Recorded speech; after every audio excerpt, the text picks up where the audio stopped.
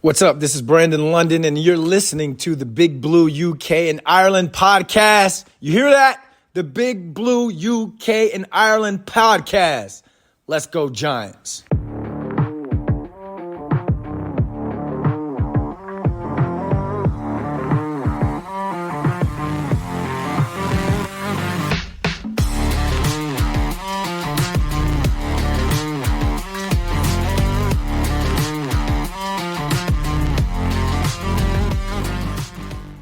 Welcome back to a bonus episode of the Big Blue UK and Ireland podcast in association with Andy's Man Club. Lads, remember, it's okay to talk. As you can probably see by the view that you'll have on YouTube, myself and Shane are joined by Chris from the Giant Insider podcast. Chris, how you doing, mate? You all right? Yeah, I'm doing good. How about you guys? Yeah, good. It's been a while since we spoke to you, obviously just before the season kicked off. I think it was literally the week before the Lions pre-season games. We were kind of deep in pre-season territory at that point, with a lot of expectations maybe on what the season would have been. That obviously didn't happen, but we're going to kind of get on But to we that did see each other during the season.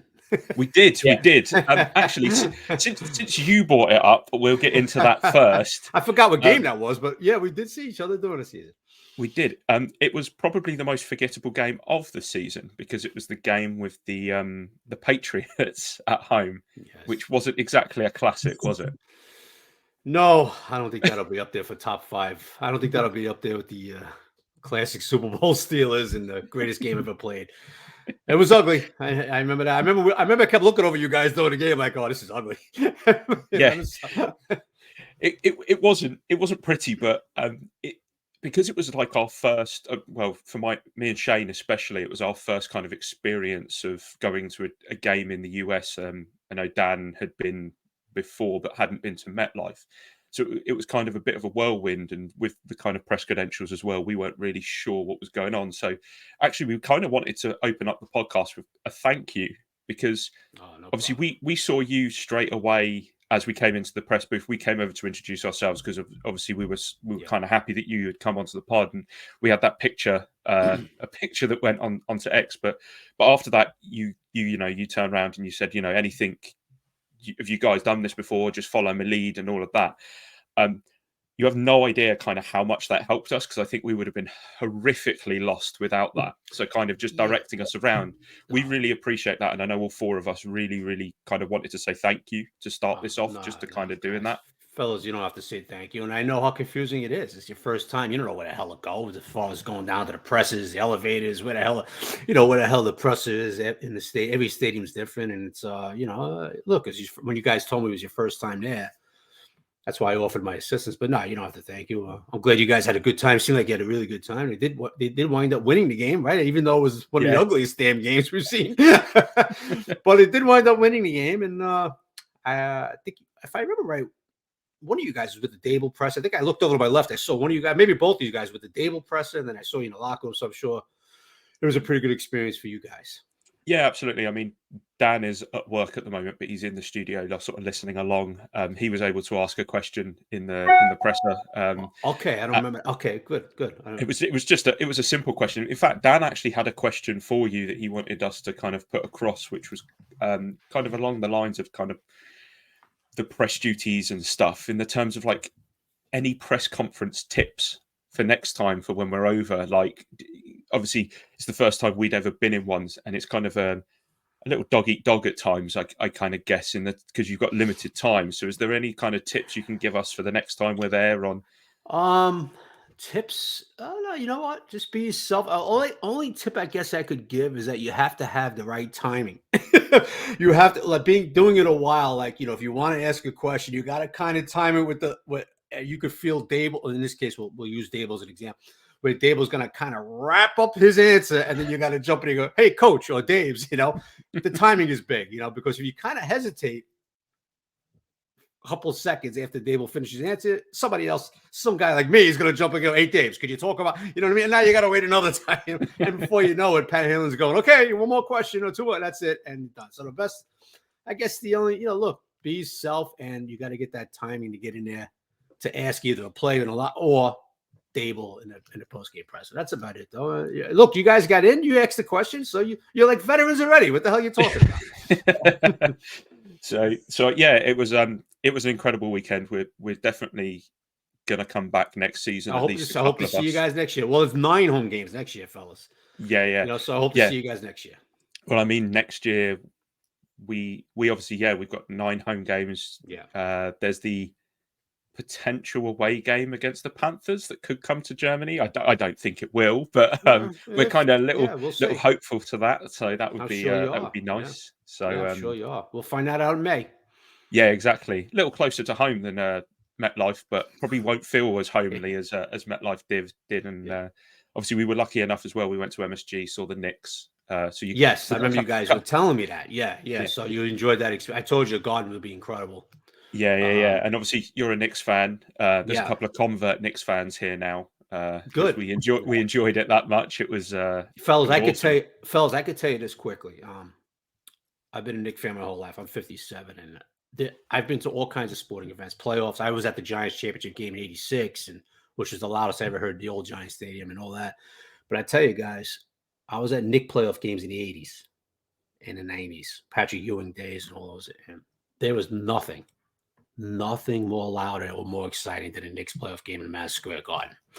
Obviously, you guys, you went to a regular season game. I'm just telling you, the atmosphere in the Garden, which I'm sure you got a little taste of, right? Being there that night, can be electric, man. It can really, even range your hockey. I don't know if you guys are hockey fan, even range your playoff games, and it's an electric atmosphere to Garden. I'm sure you guys got a taste of that. Yeah. Such an amazing venue. I mean, I've been a wrestling fan for a lot of my life, so MSG is kind of like the mecca of wrestling in the early days with Vince McMahon. Absolutely. So that was a bit special. So, right, Shane, I'm going to pass over to you. Let's get some questions in. Get this show on the road. Yeah, so just going to ask a few questions about obviously the season that we've just wrapped up. That we kind of, in one way, we all want to forget it wasn't as hopeful as I thought it was. And obviously it was a big disappointment, especially on how we kind of saw it panning out going into pre-season, what you guys were seeing at the training camp. And obviously in training camp, there was a lot of hype around what a threat Darren Waller was, how good he looked. He was like quite unguardable at times. Did any of you guys kind of foresee what ended up happening at the beginning of the season? And that's like yourself or any of like the other media guys that you might speak to, like Jordan or Dan Duggan from The Athletic or anything? As far as the season going south quick, you mean as how disappointing the season? Yeah, no, we didn't expect that. We didn't expect that at all. Especially with the addition of Waller, Daniel coming off the playoff win, Dable is second year, everybody, and all that. So look, this league it could turn quick. And Darren Waller, look, we all loved him, right, guys? When they traded for him, hey, this guy could make a difference, and he can, and you saw it when he played. But the big question about Darren was why? Can he stay on the damn field, right? I mean, that was a big thing. And sure enough, he got hurt, missed a portion of the season, and he was a guy that I feel like they could have got him a little bit more involved in the offense. But so many things went south. The offensive line, injuries, in and out, guys not playing well. Evan Neal before he got hurt, not playing well. So many different combinations. And then you had Daniel, fellas, where we kind of expected Daniel to play really well because he did last year. Let's face it, Daniel put that team on his back a lot last year. Won a playoff game. Only had, 5 interceptions, all that stuff going on. 700 yards rushing, all that stuff. And then he gets injured a few times this year. But, fellas, even when he was healthy, he really didn't play well. Okay? And that was, to me, a little alarming. Okay? So you have that. You have different quarter. You got guys like Tommy DeVito have to step in. Tyrod gets hurt. Just an absolute mess. Look, a lot of game management issues, in my opinion. A lot of questionable decisions by Dable, Kafka, even Wink at times. And what do you have? You have a big mess. And then you have a 6-11 season, And, look, to me, fellas, it went downhill from that blocked field goal on against the Cowboys, right? Andrew gets hurt. Thomas gets hurt. Try to track down the guy returning the kick. Block field goal, and they lose 41-0 the first game, 44, whatever it was, and it went downhill from there. It's just ugly, and they're going to have to do a lot of work to try to get it back in 2024. Yeah, it's mental kind of how everything just sort of snowballed from that blocked field goal. And yeah, it really just never seems to just something as simple as that. And They just never seem to recover. But obviously, you mentioned about Daniel there, and he was going to be my next kind of question I was going to ask you. Obviously, he got his contract in the off-season last year. And what happened this season seems to create a bit of a divide between the fan base that's kind of become toxic about kind of moving on from Daniel. If Daniel's a franchise quarterback, what we should do in the draft, which I'm sure you'll get plenty of questions on between now and April as well. The contract that he was given last summer is the main catalyst for the backlash, or does it feel like he was always going to be fighting an uphill battle to win fans over, despite having such a good year last year? Yeah, look, I think there was always skepticism with Daniel with the fan base, but I think he basically won a lot of people over last year. But there was always in the back of their heads was this going to be Daniel for the next 7 to 8 years? And then he comes out this year, right? And there's always questions about his injury because he's been injured before, and then he gets injured again twice with the neck, and then obviously with the knee, and then he didn't play well. So obviously, you know what's going to happen, right? So as soon as he doesn't really start playing well, people are going to be like, this is the guy you gave all this money to. Look, in the offseason when Joe gave Daniel that contract, which if you remember ran right down to the wire, right? People were like, okay, he maybe got overpaid, but Daniel's coming off a playoff year. We believe it. Look, you can see it on social media. We believe in him. This is our guy. And then, of course, everything goes down south in 2023. And now people are going to be like, which... the response was, you know what? He's not our guy. Look at the way he played. Oh, this and all that. We gave him this contract. I can't believe it. So right now, the fan base is where they're like, get rid of this guy, right? I mean, you guys are no dummies. You see what the hell's going on, right? I mean, most of the fan base now is like, we got to draft a quarterback in April. No question about it. We need a quarterback. Blah, blah, blah, blah. So that's where we're at with Daniel. He's going to have to look. Daniel's going to be the guy next year going into camp. We'll see how his knee is and if he could go opening game September and all that, which I do expect Daniel, the way he's rehabbing. I do expect Daniel back before the regular season. And he'll be the guy, even if they draft a guy, fellas, at 6 or Shane moves up and they get aggressive, whatever it might be. And he's probably going to start behind Daniel. And Daniel's going to be the guy next year and let him sit behind him. And then we'll see where Daniel goes. But the fan base right now they're back to, we don't believe in this guy, and we give this guy a contract like that, and it's ridiculous, even though you could get out from Daniel's contract after next season, and they want a new quarterback. Guys, if you had an AXP to poll, I would say 70-80% want a new quarterback. They want Daniel out right now. Yeah, I don't know if you agree with that, but that's the way I'm seeing it, and that's the way I'm hearing it. So I think for me, it's not so much as I want Daniel out, but I just think if you're in that position to take a quarterback, such as a Daniels, a Drake May, I know I personally am quite high on Bo out of Oregon, but if you're in a position, I think you've got to take it. But I was going to say, what I was going to ask on a follow up to that was, obviously, since Daniels got injured, obviously he's going to hear the outside noise. Does he ever sort of acknowledge it if he's questioned about it by any of you guys, or is it just sort of like he's just focused on rehabbing and coming back fully fit, and what will be for Daniel? As far as Daniel goes, he's just focused. Now, Daniel's one good thing about Daniel, he blocks out the outside noise. He really does. Of course he hears things like, no matter what they say, but trust me, these guys, they know what's going on social media and what the hell the fans are saying. Believe me, no matter how much they might deny it, they know. But Daniel, he's great at blocking out that outside noise, and focusing on the rehab and trying to get back to the 2022 Daniel. Well, he was a pretty damn good quarterback, right? He really was. And so he's going to focus in that. And then whatever the hell the Giants do in this draft, well, if they do bring a kid in, if they draft a kid, and, talk about guys like Bo Nix, look, Shane is not going to reach. They're not just going to draft a kid that they have on the second level because they feel they need a quarterback. So it's going to be the guy they're sold on. All right. Either Jaden Daniels or like you said, a Drake May or whoever the hell, if they move up. Although right now you look at this draft, it looks like it's going to be 1, 2, and 3 quarterbacks. So they're going to have, if it's one of those 3 guys, Shane's going to have to put something together, which might not happen anyway because these teams need quarterbacks. I mean, the Bears were a wild card. It looks like right now they're going to go. You kind of get the gist. They're going to go Caleb Williams, and they're going to move on from Justin Fields. So as far as Daniel, he'll focus. He'll go in there like whatever. If they draft a quarterback, okay, fine. Still my job. I'll show them it's my job. I'm on the contract here 3 more years. Watch what I do. That's the way he focuses, Daniel. Whether or not that happens, we'll see. But, it's a big concern with Dan because what, fellas? He's had 2 neck injuries now in his career. 2. Okay, now was it the same? The neck injury this season wasn't the same he had a couple of years ago, but it's alarming, right? And now he's coming off a serious knee injury, which he'll rehab from. He'll come back from. But it's a lot of, these are big injuries. You look at Daniel right now, guys, and you say, man, he's one good blindside shot away from maybe his career ending if he has another neck issue. Because sooner or later, you get your third neck issue, guys, and the doctor's going to say, hey, Daniel, you're risking this, this, and this. I suggest you don't put the spikes on it, cleats on anymore. So you have to keep that in mind too. That's another reason, fellas, why I really feel Shane's going to be aggressive, or they're going to draft a quarterback in this draft. Yeah, I guess at the end of the day, it comes down to something more than football, and nothing's going to be more important than the other kind of than follows on 100%. So on to another controversial topic that we had this offseason, the O-line.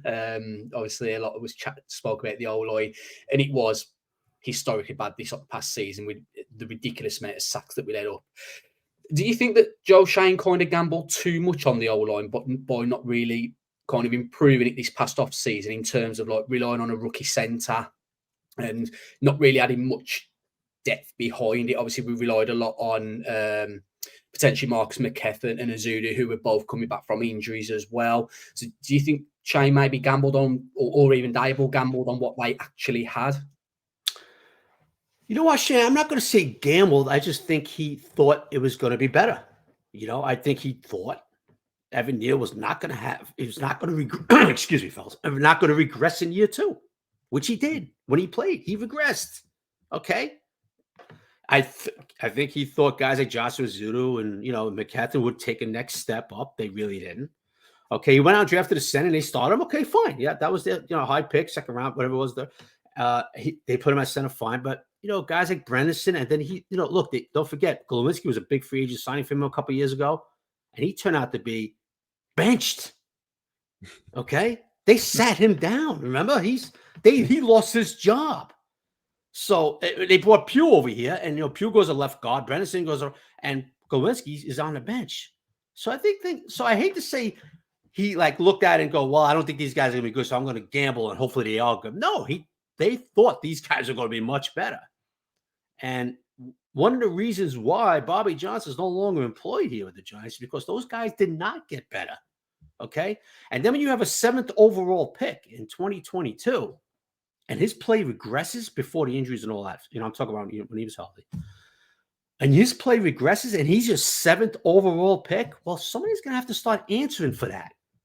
And Bobby Johnson did by losing his job. And then you mentioned the sacks, 85 sacks. Now, we all know that's not all on the offensive line. We know a lot of that's coverage sacks, quarterbacks running into a guy. We get that, right? It's not like we're going to sit here and be idiots and go, okay, 85 sacks, and they all had a 1.5 second pressure, and they got there immediately, and the quarterback had no chance. I mean, if you're going to say that, then you could take up another sport. You don't know what the hell you're watching, okay? Yeah. But the bottom line is what, Shane? It was still 85 sacks. That's a ridiculous number, okay? So somebody's going to be held accountable for that. We all know what happened to Bobby Johnson. Look, Dave's is very good friends with Bobby, okay? But this is business. This is a production business. And unfortunately, you got to part ways even with friends, because you have to get a better production. You have to get a better product. And they didn't feel that was happening with Bobby Johnson's offensive line. So they moved on. I know that if I remember correctly, in pre-season, in training camp, there was a lot of moving around on the offensive line. I think, especially the interior, and I think even Glowinski, it might have been come out at one point and said that wasn't ideal. Do you think maybe that tried to mess around too much and constantly rotating guys in and out rather than having a consistent fight playing with each other, let's say, for a whole week of training camp?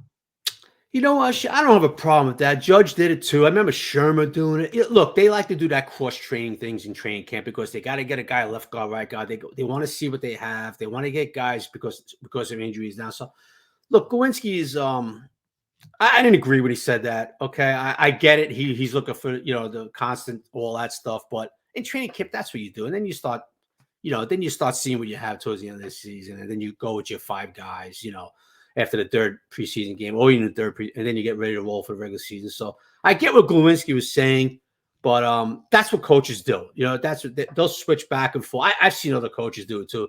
They got to get guys used to, they want guys familiar with the left guard, right guard, center, right tackle, kick it out the tackle, all that stuff.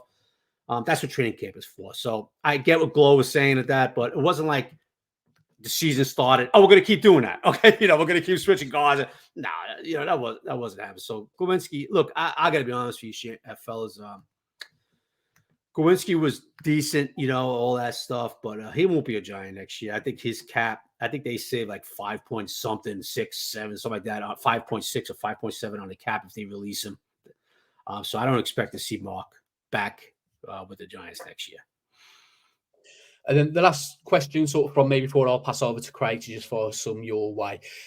When you were on before the start of the season, obviously we spoke very shortly about the old turf and how the guys like the new turf that installed at MetLife. Do you know if the turf was brought up at all during the season by any of the players or anyone within the organisation on kind of how it was holding up? Was it an improvement?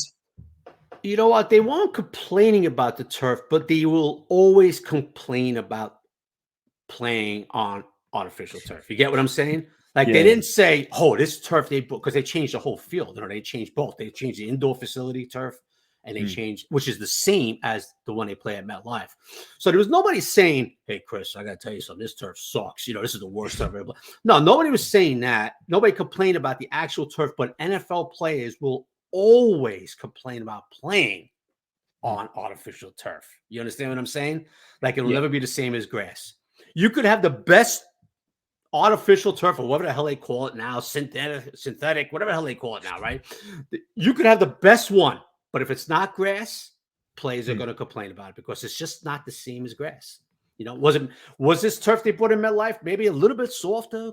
Yeah, but it's still not grass. Players will always not like it. That's a fact. I don't care if you get turf from the moon next year and they go, "Oh, look at this turf." It's just players will always complain about it. Trust what I'm telling you. I've had numerous players complain about just playing on turf. Not necessarily the turf they brought in, just playing on turf. They will never like it, ever. Yeah, I know we had a tour of the stadium on the Saturday and Craig convinced me. We got to walk on the turf and... Were you complaining? Yeah, just walking. There was just no giving it whatsoever. Like, especially over here in England, all our football or soccer matches are played on grass. And then walking on the artificial turf at MetLife, it was just horrendous. I was like, I'm glad I don't have to play on this every week. Yeah, you know what, fellas? In a parking lot, in the immediate parking lot, before they put the turf in, they were deciding which turf to use. There was 2 big pieces of turf, right? They had it in our media parking lot. What they were doing is they were bringing players out, and they were both, using both, and they said, "Which one you like?" And I went on it. I remember going on both, and I'm like, I don't know. I'm not a professional athlete, but what I can tell you is that if you try to make some cuts, it's not given very much. It's like, it's not crass, man. So, and even I am some dope just from the media. Forget it, I'm not a professional athlete. I can imagine these guys, so it was pretty funny. Like you said, you walked on it. It's like, oh, okay, whatever, so. Yeah. I don't care what you say. I know they try to come out with these stats and all that stuff. Fellas, I never met a player, not one time in my years doing this, say, "Oh, I don't mind the turf, just as good as grass." Not one time. Not one time, So. It's interesting because we did a little bit more than just walk on the turf, didn't we, Shane? Because we went to the they had the holiday photo night on the Monday. We ended up going to that and throwing a ball around just in one of the corners. There you go. We hit each other. We tackling. We almost had a collision. Little interception route run by Dan as I was trying to pass Shane the ball. Somebody off. He went to the house, huh? Yeah. He pulled it Isaiah Simmons. What happened? I mean, I was in the end zone. I don't know why I was throwing from the end zone, but Shane and Dan, we almost had collision. It's a good job the medical staff weren't there.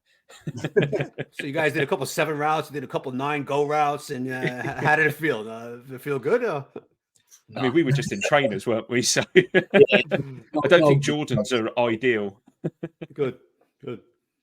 Right, so I'm going to move on to some of the sort of stuff that's to come. So these are more going to be hypothetical sort of answers and questions. But first of all, the Giants have what could be described as one hell of a free agent list this offseason. There is a lot of guys who are going to be leaving. Some guys who maybe haven't seen the field as much as some, but arguably two of the biggest names potentially that won't be back could be Saquon, could be X. Any idea on what you think might happen with those two? I tell you right now, what is this, January 22nd, whatever the hell we're in here, the 23rd? Right now, I say both are not back.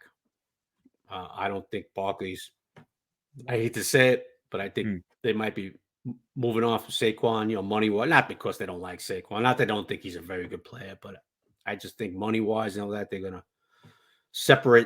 go separate ways there. I don't think they will tag Saquon again.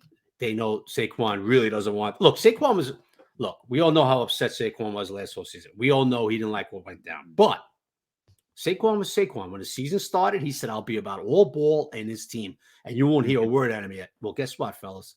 You didn't hear a damn word out of Saquon about the contract. He always gave it his all and all that. Now, he doesn't want to be tagged. And Joe Shane's not going to tag him again. I'll be shocked if they do that because they don't want it. First of all, I don't think the Giants want to spend $12 million on a running back. That's first of all, okay? Two, they know Saquon. I think they respect Saquon so much that they know we're not going to do this to this guy again. And it's not happening. Now, as far as an extension, well, Saquon's going to be looking for pretty good numbers, right?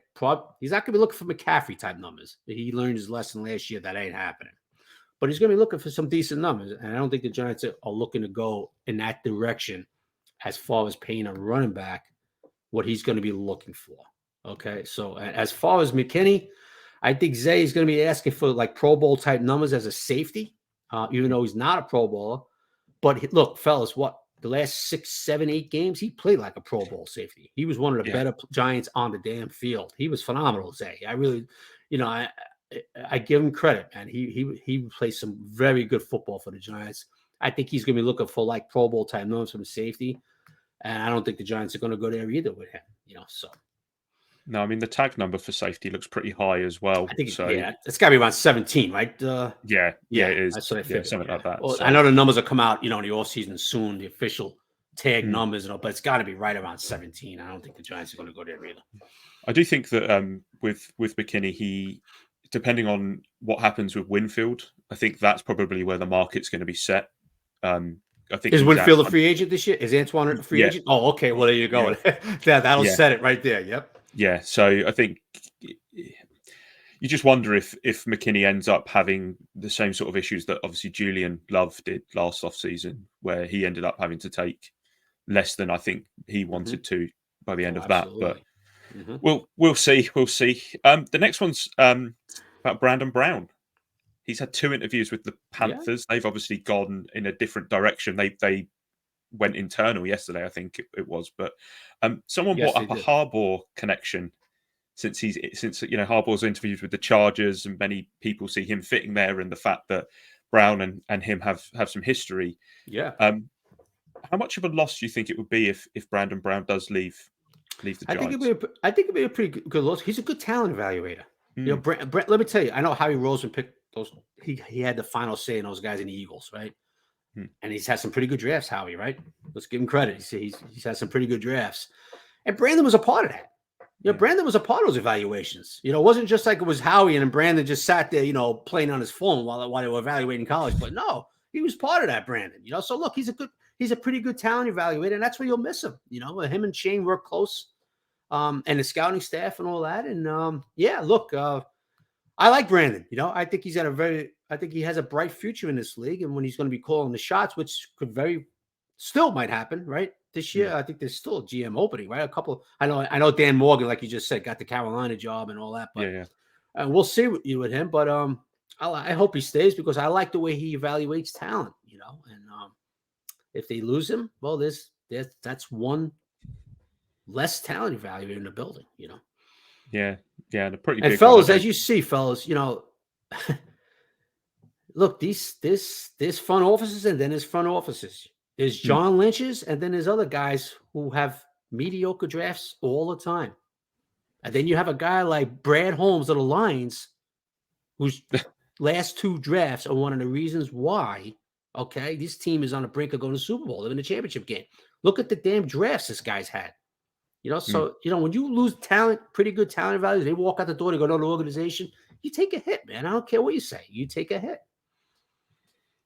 Yeah, I think we're all massive fans of Brandon's and everything we heard. I think Kev was saying something about it was Bellinger was one of the sort of picks that Brown had kind of earmarked. Brandon liked him. Yeah, yep. Yeah. So, and I know Bellinger regressed maybe this year, but I think the whole team kind of did in a way. Yeah, I agree. And it would be interesting to see how he sort of kicks on. We like Bellinger a lot here, so. The Giants are obviously going to have to address a lot of positions as it comes up. And one of the positions that we've spoken about quite a lot is cornerback. Obviously, Banks has had a great rookie season, probably an underrated rookie season compared to what a lot of people are giving him credit for. Adoree, probably not as good of a season. And we would be shocked if he's back next year. Yeah, me too. Adoree was an experienced cornerback. Banks is obviously going into his sophomore year. Is cornerback kind of the premium position that we think the Giants might go in free agency? Because they're going to need someone experienced opposite Banks. I can't see them going sophomore and a rookie. I think they will definitely explore that in free agency. Yes. And I think they're going to explore in the draft. I think they're going to want another young corner on the outside too, because look, they were high in Trey Hawkins last year, but he didn't pan out. Now, I'm not giving up on Trey in his second year. I'm not. But I think they look at it like, okay, we got to get somebody over there with a veteran, right? Or we're going to have to draft a kid in the second round, whatever it might be. But look, guys, in today's NFL, you better have pretty good corners or you're going to get lit up. Okay? So, yeah, free agents-wise, yeah, not big money, but I could see them bringing a veteran in at pretty good money. I'm not even sure. You know what, fellas? I got to be honest with you. I haven't even looked at this free agent list yet because the season's still going on. I'll start digging into that a little bit more as the weeks, move on. But yeah, you're going to have to. What are you going to go into it next year? You're not going in with Trey Hawkins. They kind of like flat for the slot, and all that. But you're going to have to get a guy in the outside, either veteran or another high draft pick.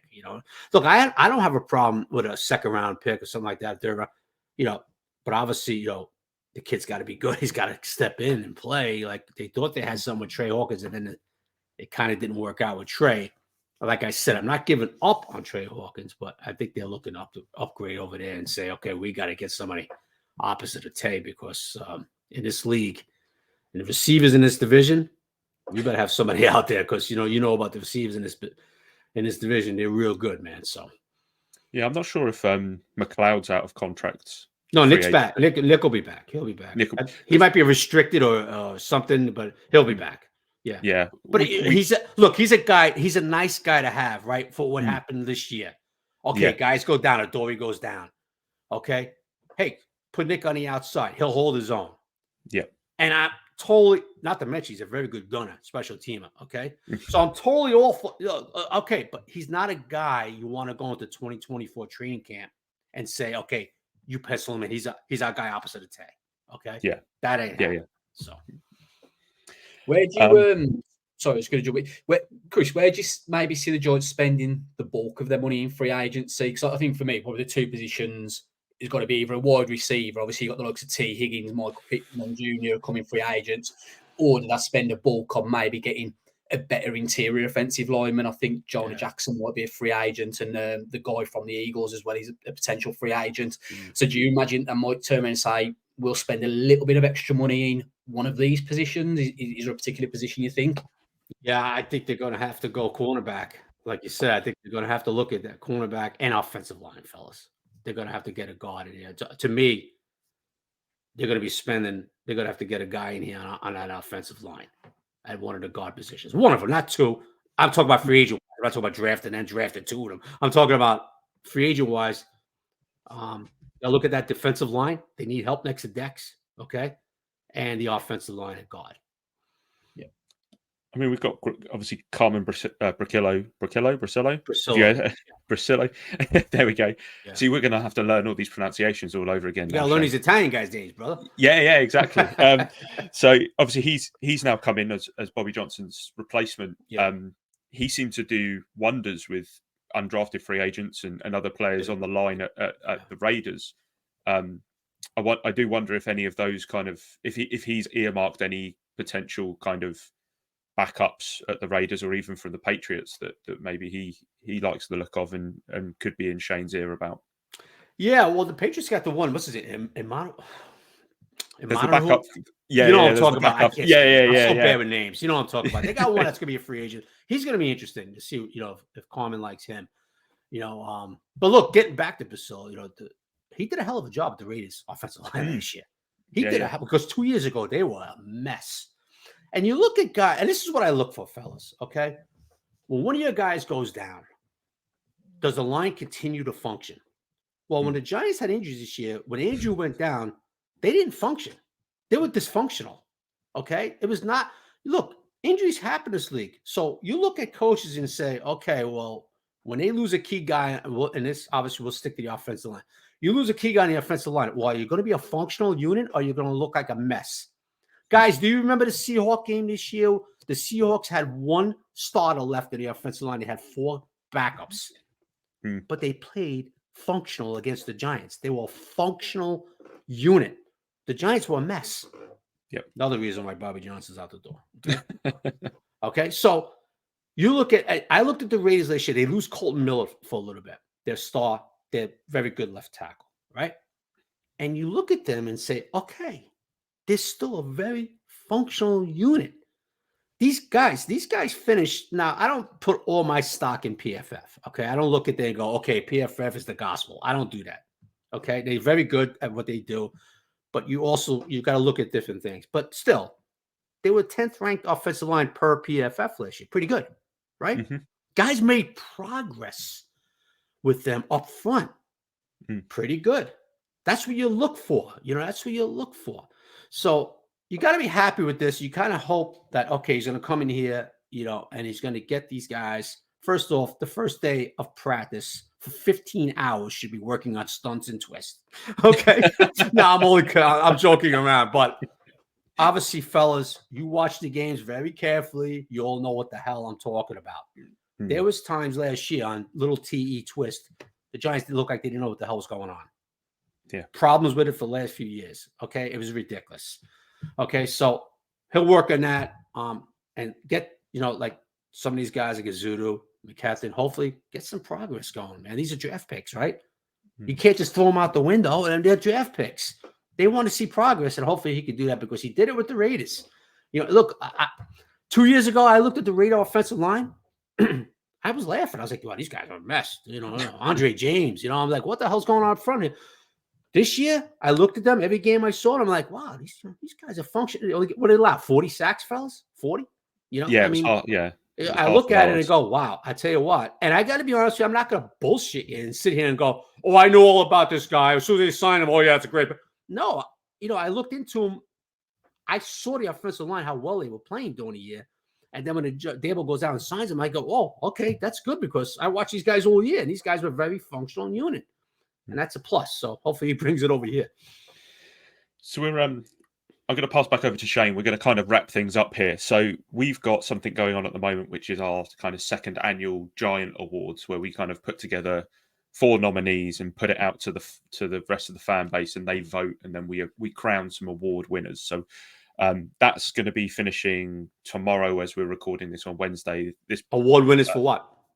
Just all kinds of different things. So Shane's going to ask you, give you the 4 nominees, and we'll see what you think is going to would be your answer on the particular category. So Shane. Yes. So the first sort of topic, or I don't know if that's what we'll call it, but the most valuable Giant of the season, and the players that we gave to people to nominate was Bobby Okereke, Dexter Lawrence, Andrew Thomas, or Xavier McKinney.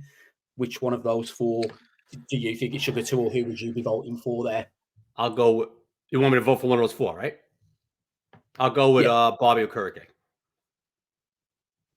Yep, that's good. Thomas missed so much. Andrew missed so much time. I got to go with Bobby. Played every damn snap. I know Zay did too, but Bobby was better all around. I'll go with Bobby. Yeah, no, I don't think many people will disagree, to be honest. I'm sure you're going to get a lot of Dex votes. I'm sure you'll get a lot of Dex votes. Go ahead. Jerry's big on Bobby, isn't he? Jerry loves Bobby a lot. Yeah, Jerry Foley. Yeah. Oh yeah. Well, look, when they signed him and he started off a little slow, and I know a lot of people were doubting Bobby. I remember the beginning of the year, and I was like, guys, I'm telling you, just watch this guy. Believe me, you're going to love this guy. And Look, just a quick story. Kirk, he told me in the locker room, like after week 4 or 3, he goes, "Hey, Chris, I'm getting this system down now. I'm starting to play now, carefree. Just watch." He told me. He out now told me. He goes, "It took me a little time. Getting wing system down." He goes, "But watch now, because now I got it down." He was pretty good, right, from the week 5 on. So I'll go with a Kirk game in that. Best all around. Just on a side topic to that, do you reckon we could maybe have a little bit of a similar issue again this year? Because obviously, Winks now departed. Do you reckon we could have a little bit of an issue with players getting used to it? Oh, absolutely. It's like every time before 3, for instance. Shane, every time a new system comes in, guys got to get used to it. Guys got to learn it. That's what training camp's for, and all that stuff. It takes a lot. Look, sometimes it takes a little while.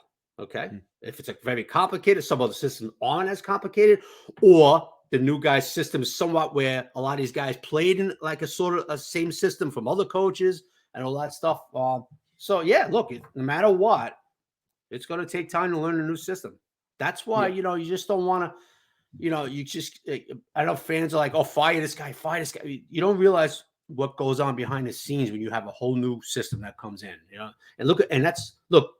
And I'm not defending Daniel and all that stuff, although I am defending him a little bit. But how many systems has this poor guy gone through, right? Since he's been a quarterback, it's not easy, man. It's not easy. So then the next topic we've got is underrated player of the year, and the nominees on this one was Jason Pinnock, Micah McFadden, Tay Banks, and then maybe a little bit of a surprising one was Darnay Holmes, but that was more focused on his special teams. Right. He did play pretty well on special teams, we felt. Mm-hmm.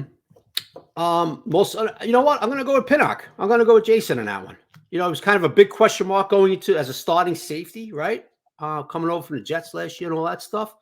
We didn't quite know what the hell we're going to expect, but I kind of like what he did. I kind of like Jason. So I'm going to go with him. Tate Banks was a high. He was a number 1 pick, so I'm not going to go with him because look, you kind of expect the number 1 pick to play pretty good, But like Pinnock's a guy like that was. You looked at Jason and said, "Well, what the hell are we going to get from this guy? He's an undrafted free agent and all that stuff, right?" So I'm going to go with Pinnock. I thought he played pretty good football for the Giants. Yeah, and it could be him and Belton potentially locking down that backfield next season if McKinney's gone. I could see you know what? I could see a veteran if it doesn't work out with McKinney. I could see a veteran safety not at a decent number coming in here from bringing in a veteran. I could see Shane doing that. Yeah, but you got a guy like all kidding aside, Shane. You got a guy like Micah Hyde. They know very well from Buffalo. Now I know he's 34 years old, right? But he's still got some pretty good football in him. Obviously, they know him from Buffalo. I could see like a veteran like that coming in playing next to Pinnock at a much cheaper tag than what McKinney is going to be asking for. Yeah. Craig, your topics, or do you want me to carry? Am I carrying on with them? You can carry on, mate. You crack on. I don't know who's splitting it. So, offensive player of the year nominees for this one was Darius Slayton, Andrew Thomas, Wan'Dale Robinson, or Saquon Barkley. You know what? Ooh, that's a tough one. Barkley, offensive player. Slayton finished strong, man. Barkley almost 1,000 yards. I guess you got to go with Saquon. He almost 1,000 yards rushing in 14 games. He missed 3. I think he led the team in receiving and rushing yards. So I'll go with Saquon in that. I know Slayton's really finished strong, and but I'll go with Saquon. Yes, like you say, Slayton finished strong, and I know on here we've been, especially toward the back end of the season, we were quite impressed with how Wan'Dale looked as well, especially like when he got the ball in his hands and he got into open field, his yak at times was just exactly what we needed, and I think that's why we put him in there as well. I have a feeling, Shane, we have this conversation a year from now, it might be Wan'Dale. Yeah. And then the last topic is the play of the year. So the 4 topics. Play of the year? Okay. Yeah. Play. So we 4 nominations went for the Jason Pinnock 102-yard pick 6 against the Dolphins. Tyrod to Slayton for the 69-yard touchdown against the Eagles.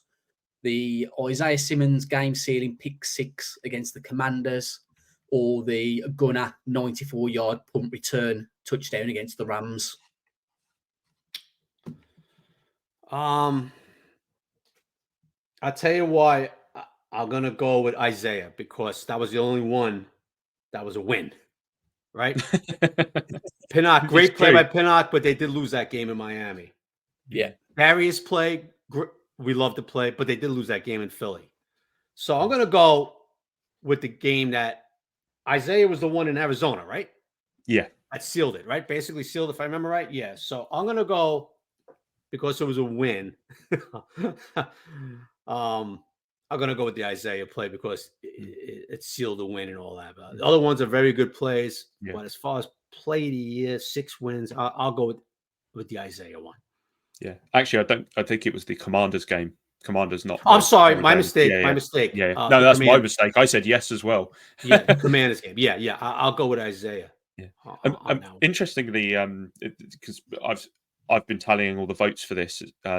Pinnock and Gunner have been the 2 close ones at the moment, and I think that's just because it's the electricity of the play, probably. Yeah, it's the splash play, isn't it? Yeah, it is the splash play. I get it. Look, I get it. I'm just thinking about. Well, they did lose that game anyway. But look, look, I totally get the fans saying because it was a fantastic play, and all that. And Pinnock was actually involved in the last play against Washington too, when he kind of came over to the sideline, broke up that pass. Remember? I think it was McLaurin over on the sideline, or maybe it was maybe it was Dotson, but it was somebody over there, and Pinnock was involved in that. But I totally get people will be voting for Jason because it was such an electric play, right? It was 102 yards and all that stuff. But I'm just thinking along the lines of, well, wins or losses, So I'll go with Isaiah. I have a feeling I'm going to be in a minority in that one, but I'll go with Isaiah. I think I've only voted for I voted for the Gunner one just because it was a punt return touchdown. Like we've not looked at doing one of them in I don't know how long. So I was like, that's a good one too, man. That's a tough question, man. I'm just thinking wins or losses, but I can see the punt too, man. That's pretty electrifying itself. So I think we've got a Google form that's still open until tomorrow. So I'll ping the link across to you and you can share it with Jerry and you both get your votes in for the other ones. There's 11 questions on there. So, okay. All right. I'll send it over. You got it. Unfortunately, that's it. We're going to wrap it up now and leave Chris to whatever else you've got going on. Chris, just before we go, I'm sure every single person who is listening to this knows exactly where you're from and why, but do you want to just give a quick plug for the podcast? Yeah, well, you can follow at Giant Insider. The podcast you can find in every link you can find your podcast on, and or you could go to giantinsider.com and you can digital. You can read the paper, which is actually coming out this week. That's where you can find us. So thank you, fellas. Thanks for it was great meeting you guys during the year. Hope to see you guys next year again, which I'm sure I will. And thanks for having me on. And let's do it again real soon. Next time I'll be prepared with these free agents because Craig, you hit me with these free. I'm like, oh shit, I didn't know Winfield was a free agent. Okay, so I do it in steps. Like I finish up the playoffs and then I start digging into these free agents and all that stuff. So I'll be more prepared next time. We'll do a free agent podcast. I'll come right back at you. What about this guy? What do I? So no, look, guys, great time. Look, why I love you guys, and I love Brian over the Irish podcast, NFL Irish, is because you guys are prepared. You guys know your shit. You guys know the whole league. I really respect that because I gotta be honest with you, a lot of people I talk to like. They might only know the Giants, or they might know whatever it might be. They're not even prepared, and it's like, come on, what are you doing here? You watching this league, or you're not watching this league? You know what I mean? It's like, so it's, so hey, you guys do a hell of a job, man. You're really all over this stuff. Continued success. I know you guys have a lot of success. And my boy Brian over there with the Irish, I love Brian. He's my guy too, and it's great hooking up with you guys the last few years. It really was. I love to see. The fans across the pond, and obviously football is huge over there now. Giants were there last year and all that stuff, right? So it's great to see, man, how much you guys are into it and how much knowledge you guys have at the NFL game. It's great to see, man, because growing up, it was you never even think about people in England or Ireland or whatever, saying, "Oh wow, we're diehard football fans." Yeah. I could tell you about the Raiders. I could tell you about the Redskins. Listen to me. The Commanders, stuff. It's pretty wild. It really is. For us guys here in the States, you know, that are media. And it's pretty wild for us, like to get on to people from across the pond and talk NFL football, because it's something I really didn't think, you know, like I told you guys, I'm 57, and something I really didn't think was going to happen, be that big. I really didn't until the last 10 years or 8 years, whatever it's been. So continued success, fellas. Keep doing what you're doing. Will do. We appreciate that. Thank you very much. For our listeners, we will be back on the 31st of January at the normal midweek slot as we have a look at the Senior Bowl, which is upcoming, and Shane and Kev will give us some of their prospects to look out for. My thanks go to Chris for joining me and to Shane. We will see you next time. Let's go Giants.